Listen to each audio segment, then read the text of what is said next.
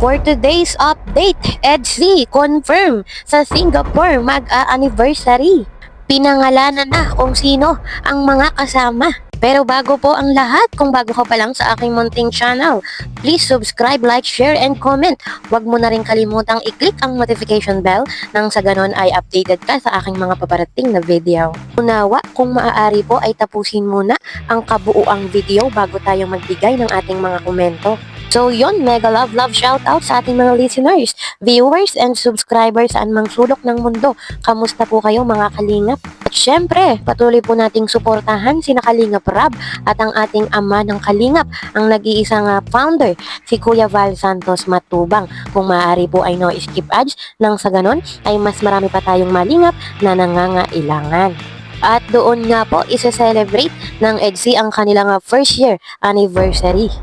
At nagbigay na nga po ng pangalan si Dr. Love kung sino ang makakasama ng EDC at ilan sa ating K-boys ay makakasama. Bagamat exclusive lang po ang EDC, syempre po hindi mawawala sa kasama si Kalingap Rab at ang kanyang misis, si Ma'am Jack, si Dr. Love, si Kalingap Ian at saka si Kalingap Norman.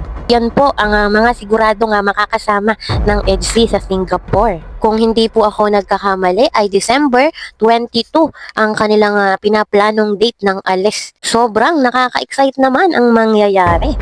Parang kailan lang ay talagang mag-iisang taon na ang EDC.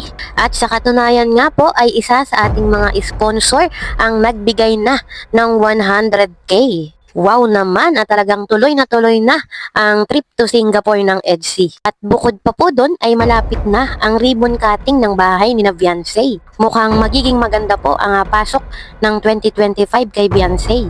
New Year, new house. So yun po mga kalingap, ito po ang aking update for today. See you in my next video. Bye!